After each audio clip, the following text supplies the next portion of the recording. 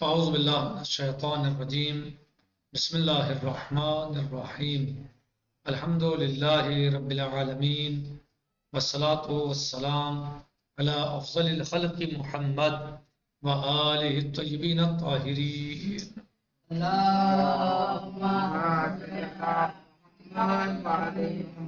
ہمارا گفتگو اور درس بحث نبوت میں قرآن مجید جو نبی اعظم حضرت محمد مصطفیٰ صلی اللہ علیہ وسلم کا معجزہ خالدہ ہے۔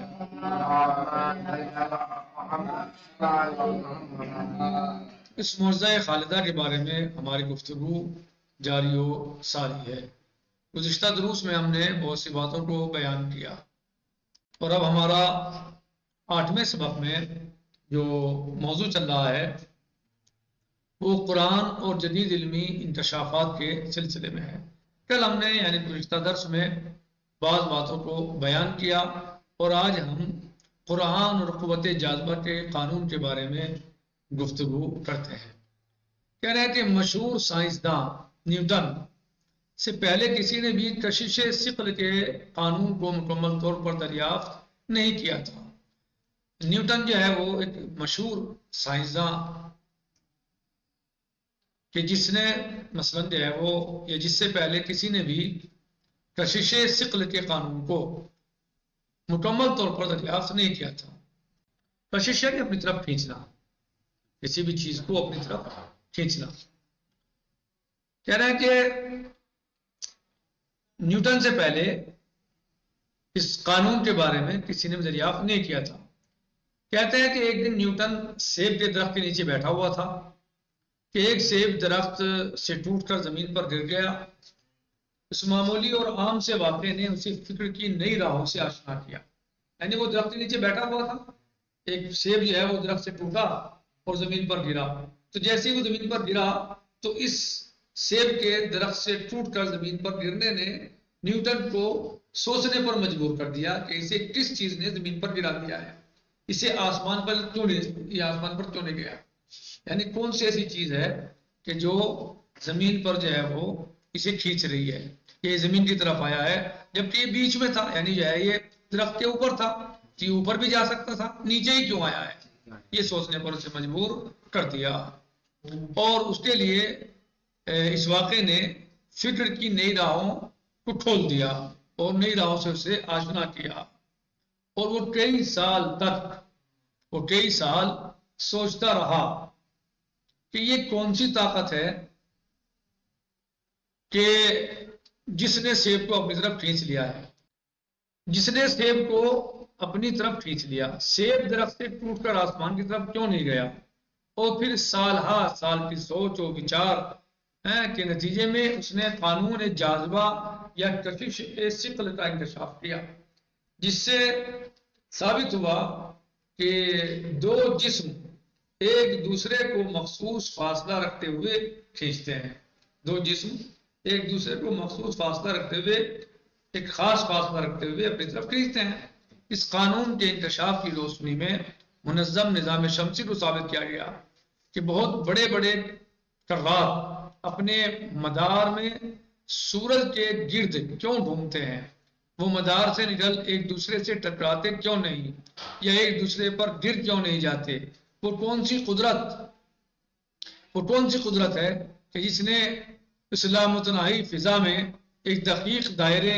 کے اندر ان کرات گردش کی حالت میں زندہ رکھا ہوا ہے، اور وہ سوئی کی نوک کے برابر بھی اس کی خلاف ورزی نہیں کرتے بلکہ اس کے اعتبار سے اور مناسب طریقے سے چلتے ہیں۔ جی ہاں، نیوٹن نے اس راز کو کشف کیا کہ اس دائرے کی حرکت میں تیزی سے گھومنے والا جسم ایک طرف مرکز سے دور ہوتا ہے اور اسی وقت وہ مرکز کی طرف کھینچا بھی جا رہا ہے۔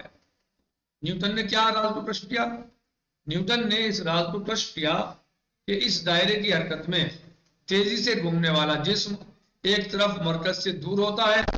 اور اسی وقت وہ مرکز کی طرف کھینچا بھی جا رہا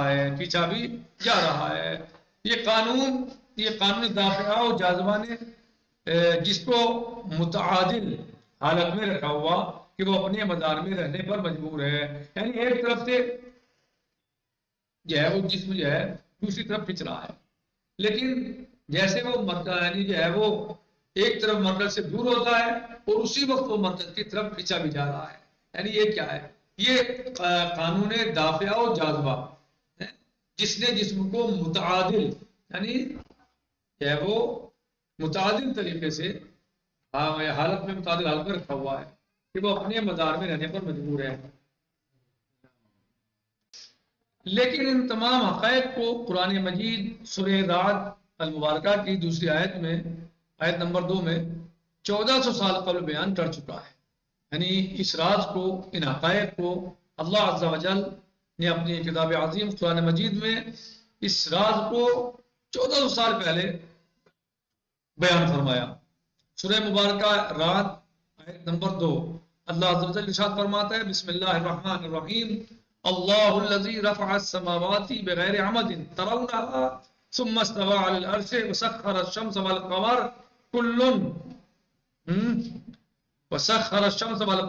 كل يجري لأجل مسمى يدبر الامر يفصل الآیات لعلكم بلقاء ربكم توقنون۔ اللہ وہ ذات ہے جس نے آسمانوں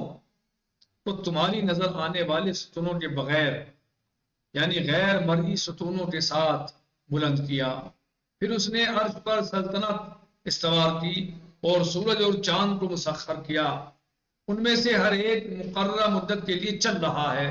وہی امور کی تدبیر کرتا ہے، وہی نشانیوں کو تفصیل سے بیان کرتا ہے، شاید تم اپنے رب کی ملاقات کا یقین کرو۔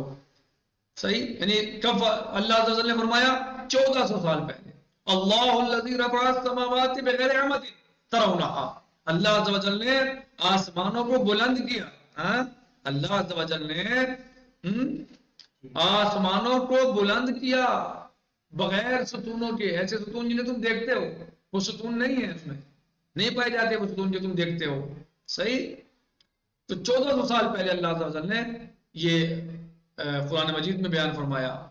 ثم استوى على العرش وسخر الشمس والقمر كل يجري لأجل مسمى، اور اللہ عز و جل نے تمہیں نظر آنے والے ستونوں کے بغیر یعنی غیر مرئی ستونوں کے ساتھ بلند کیا، یعنی آسمانوں کو، آسمانوں کیا کہ اللہ وہ ذات ہے جس نے آسمانوں کو تمہیں نظر آنے والے ستونوں کے بغیر یعنی غیر مرئی ستونوں کے ساتھ بلند کیا، پھر اس نے عرش پر سلطنت استوار کی اور سورج اور چاند کو مسخر کیا، ان میں سے ہر ایک مقررہ مدت کے لیے چل رہا ہے، یعنی کوئی اپنے مدار سے نہیں ہٹتا، کوئی اپنے وقت سے درزر نہیں ہوتا، جس کا جو وقت جو راستہ معین کیا گیا ہے، جو طریقہ معین کیا گیا ہے، اسی پر وہ گامزن ہے۔ اسی آیت کے ذیل میں حضرت مولا امام علی بن موسیٰ رضا علیہ السلام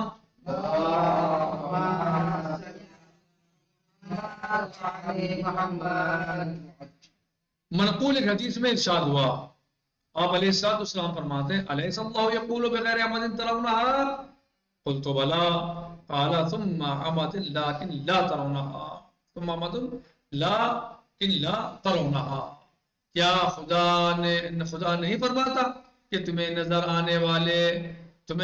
آنے والے ستونوں کے بغیر ہم نے اسے بلند کیا؟ جو بھی آیت پڑھی آپ نے اوپر، آپ نے آیت سنی، اسی آیت سے مولا صلی اللہ علیہ فرماتے ہیں، کیا خدا نہیں فرماتا کہ تمہیں نظر آنے والے ستونوں کے بغیر ہم نے اسے بلند کیا، یعنی آسمانوں کو۔ راوی کہتا ہے کہ امام کے استفسار کے جواب میں نے کہا جی، قلت بلا، میں نے کہا ہاں، الیس اللہ یقول بغیر عمد ترونها قلت بلا قال ثم عمد لكن لا ترونها۔ راوی کہتا ہے کہ امام کے استفسار کے جواب میں نے کہا جی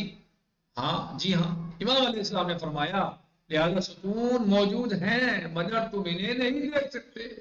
ستون موجود ہیں مگر وہ ایسے ستون ہیں جنہیں تم نہیں دیکھ سکتے، یعنی اس کا مطلب امام علیہ السلام بتانا چاہتے ہیں کہ ستون ہیں، جسے اللہ نے بھی کہا کہ ستون یعنی ایسے ستون جنہیں تم نہیں دیکھ پاتے، اور ایسے ستون کے بغیر قائم کیا آسمان کو اور اس کا شامیانہ لٹکایا کہ جنہیں تم نہیں دیکھ پاتے۔ کیا قوت جاذبہ کی وضاحت کرنے کے لیے عربی زبان میں عمد لا ترونها، اردو میں غیر مری ستون سے بہتر واضح اور سادہ تعبیر وجود رکھتی ہے۔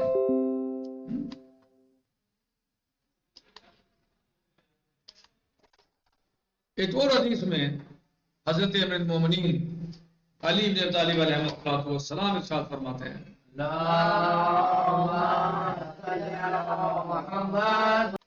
هذا النجوم التي في السماء مدائن مثل المدائن التي في الارض مربوطة كل مدينة الى عمود من نور۔ آسمان پر موجود یہ ستارے زمین پر موجود شہروں کی طرح بڑے بڑے شہر ہیں۔ کیا فرماتے ہیں امام علیہ السلام؟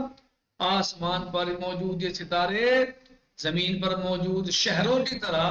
بڑے بڑے شہر ہیں۔ جیسے زمین پر شہر ہیں ایسے ہی یہ ستارے آسمان اوپر شہر ہیں۔ ہاذا النجوم التی فی السماء، یہ نجوم جو آسمان میں تم دیکھتے ہو، یہ نجوم جو آسمان میں موجود ہیں، مدائن، یہ کیا ہے؟ شہر ہیں، مدن ہیں، مدائن شہر ہیں، مثل المدائن، ان شہروں کی طرح التی فی الارض، زمین پہ آپ دیکھتے ہیں جو زمین میں شہر موجود ہیں، مربوطۃ کل مدینۃ الی عمود من عمود النور، ہاں ان میں ہر ایک شہر جو ہے وہ کیا فرماتے ہیں مولا علیہ السلام؟ آسمان پر موجود ستارے زمین پر موجود شہروں کی طرح بڑے بڑے شہر ہیں، اور ہر شہر دوسرے شہر کے ساتھ، ہر ستارہ دوسرے ستارے کے ساتھ نور کے ستونوں کے ذریعے جڑا ہوا ہے۔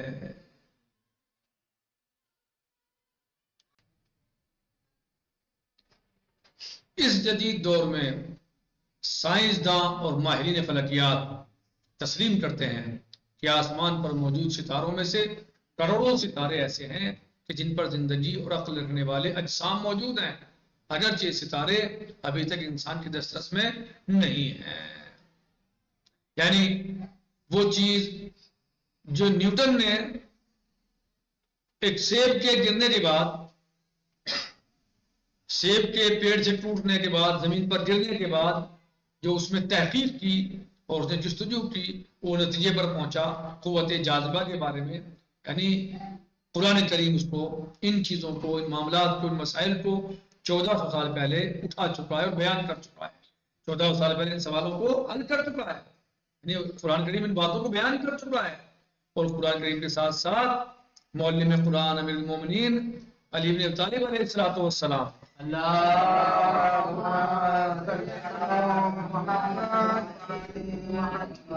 مفسر قرآن امیر المومنین علی علیہ السلام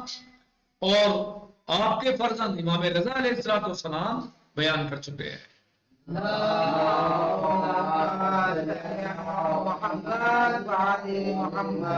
امیر المومنین علیہ السلام جو ہمارے پہلے امام ہیں، اور امام رضا علیہ السلام جو ہمارے 8ویں امام ہیں، سلام اللہ علیہم اجمعین، یعنی وہ سب کے سب ان سب مسائل پر گفتگو کر چکے ہیں، بیان کر چکے ہیں، ان باتوں کو سمجھا چکے ہیں۔ یعنی جو آج 14 سال کے بعد لوگ جو ہیں وہ تحقیق کر کے جس نتیجے پر پہنچ رہے ہیں، قرآن کریم اور معلم قرآن، مفسر قرآن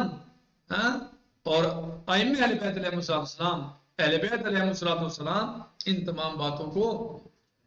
بہت پہلے بیان کر چکے ہیں، ان کو کلیئر کر چکے ہیں، صاف کر چکے ہیں، اور وضاحت کے ساتھ انہوں نے اس بات کو بیان کیا ہے۔ لہذا قرآن کریم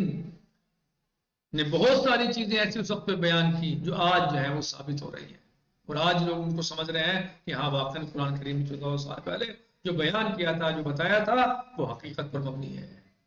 اور قرآن کریم ان تمام باتوں کو بہت پہلے بیان کر چکا، اور لوگ بڑی تحقیق کے بعد جو ہے وہ تک پہنچ رہے ہیں۔ وقت تقریباً تمام ہو چکا، انشاءاللہ اپنے درس کو یہیں پر روکتے ہیں، باقی آنے والی بحث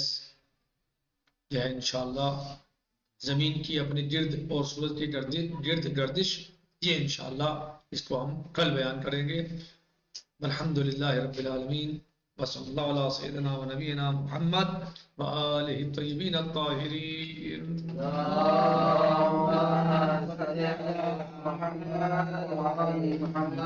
عجل فرجهم فی امان اللہ، خدا حافظ۔